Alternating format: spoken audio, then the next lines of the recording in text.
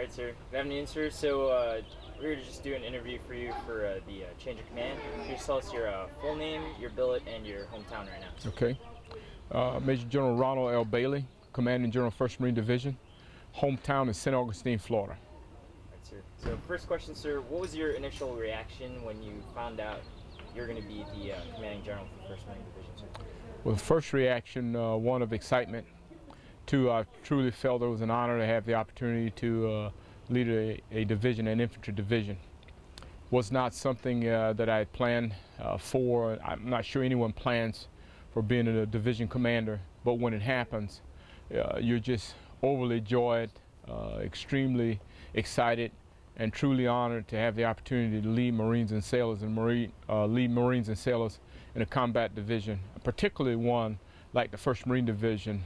It says a tremendous amount in terms of our core responsibility that you take on, and just elation that one will have when they get that flag.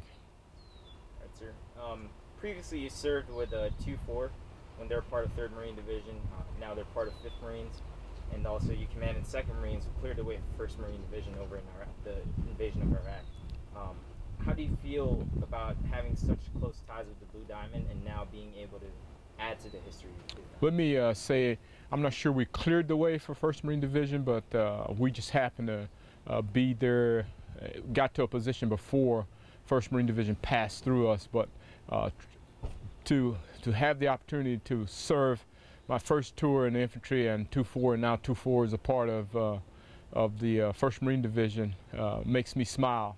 And each and every time I have the opportunity to go out and hang around 2nd Battalion 4th Marines, better known as the Magnificent Bastard, I always go and check on the company commander that was in charge of the company that I was assigned, and the platoon commander of the platoon that I was assigned.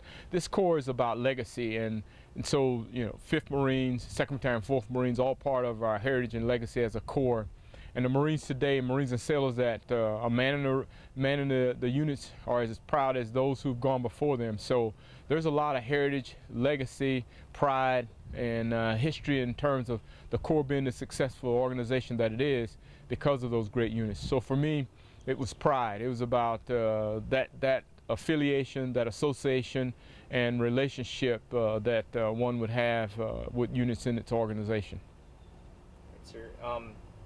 I was doing some research on, I guess, your background as a commanding general for previous units, sir. And I ran across this quote that you were quoted saying this during your term as the Marine Corps Recruiting Command back in 2011. You said, "Leadership is about influence and relationships with American people. Our nation's citizens expect us to be America's expeditionary force in readiness, committed to their protection at home and abroad. We will honor that expectation with a professional and empathetic execution of our mission within their communities nationwide." Mm-hmm. That seems like I guess one of your core philosophies back then, sir. Yeah. How did you apply that to 1st Marine Division? Well, you hit it when you said core philosophy. Really, it was a portion of my command philosophy. I call it the Bailey Law: leadership, attitude, warfighting. And from the leadership perspective, I said that leadership's about influence and relationships. And so that aspect of it, yes, I truly believe that whether you are the leader of the organization or you're the PFC in the organization, it's the relationships that exist up and down the chain of command that allow you, one, an ability to connect with the Marines and sailors in your organization, and two, gives you a better perspective. I truly believe that from coming from the recruiting world, I had the opportunity to bring in those Marines who would carry out the mission for our Corps and for our nation, because we truly make Marines win battles and return to society good citizens.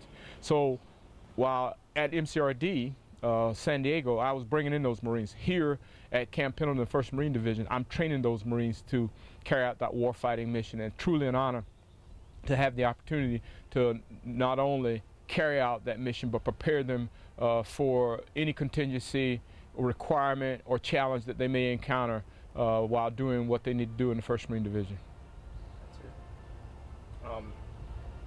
Touching on some more history that you're adding to the division, sir, you're the first African-American general to take charge of 1st Marine Division. How do you feel about that, sir? Well, let me just take it and turn it this way.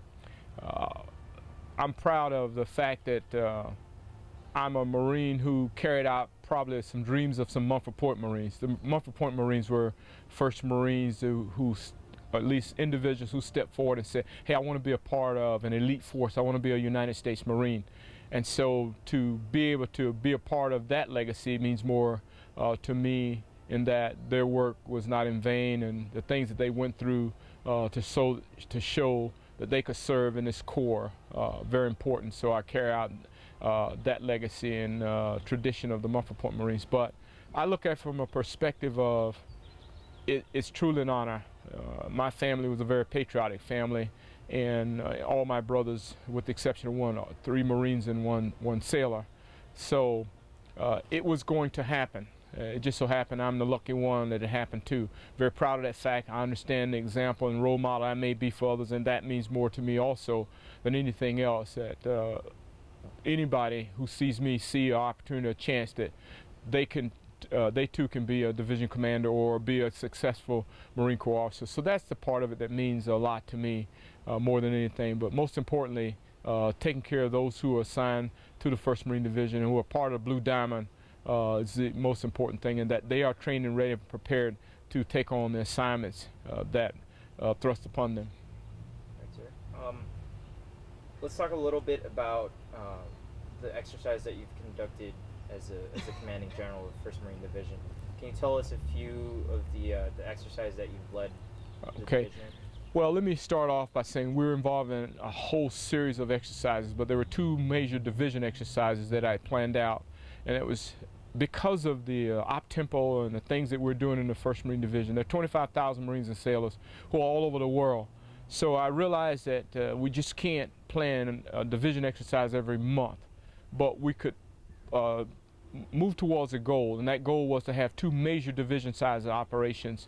We did 2 Steel Knights, and then we did Desert Scimitar. Basically, we were building those on the back of the 11th Marine exercise. And as a division commander, I felt that if the artillery regiment was going out and firing, there was no reason why we couldn't go out as a division and take advantage of the live rounds that are being fired. And so we developed 2 exercises. The other was, as the nation and the Marine Corps comes down out of counterinsurgency, I saw a need for us to get back to our core competencies, to get back to those things that divisions should be able to do, and to get back to the opportunity to do amphibious operations, to do things of offensive, defensive, river crossing. So that was really the guiding force behind the division exercises, was to get out and exercise command and control that a division should be able to do if tasked to be the ground combat element for the 1st Marine Expeditionary Force. So in a final analysis, all those exercises that we're involved in, from battalion, regiment to the division exercises, were leading to us being able to exercise and be competent in our core competencies.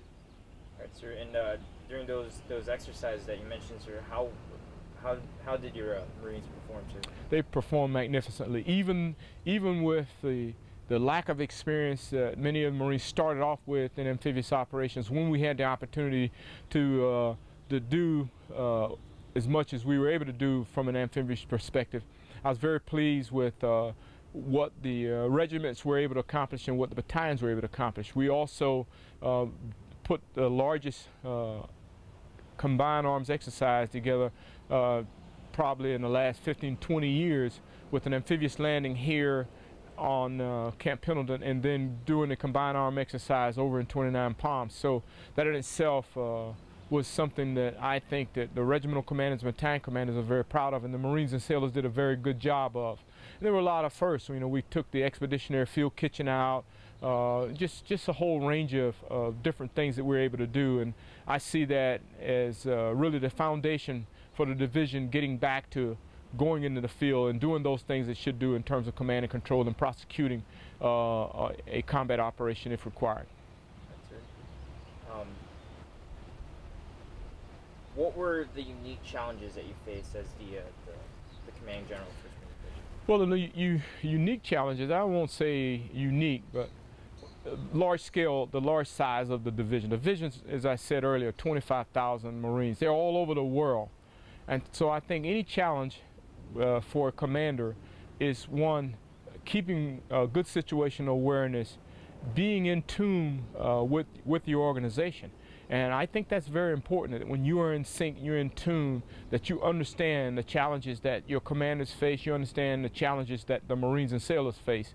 So I see that one is that I'll call it the joy, I should say, of combat, because I'm sorry, of command, but also the opportunity of command to take care of those Marines and sailors that are assigned to you. So just keeping good situational awareness and allowing the Marines and sailors to do their jobs, allowing commanders to exercise their responsibilities as commanders, and feel very comfortable that there is a division commander and a division staff that was always there to support them in any evolution or endeavor that they would encounter.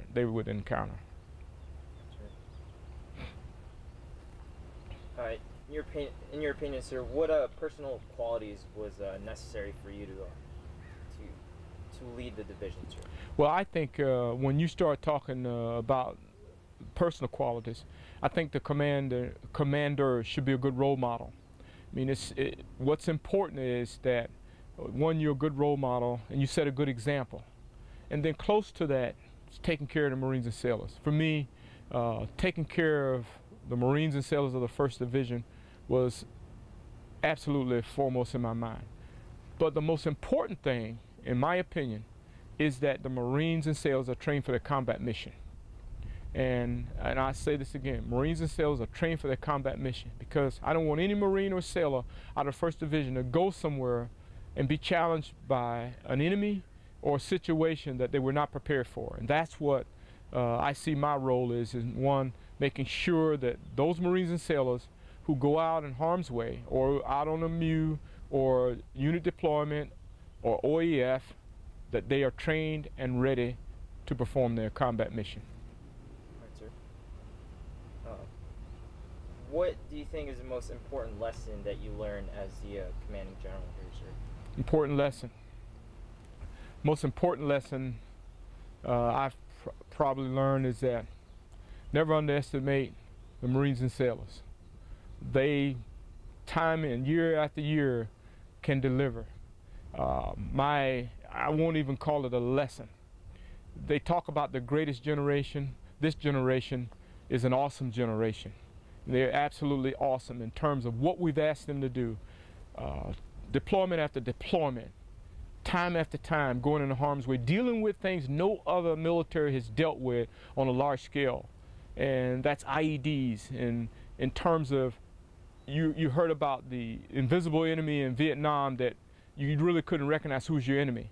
Well, think about what the Marines and sailors are going through now, and that is, you never know where an IED will pop up, and not once did a Marine or a sailor back down from anybody or anything. So those are very interesting challenges in terms of Marines stepping forward, being the example, setting the example, accomplishing the mission. So I'll never underestimate the capability, capacity of the Marine and the sailor.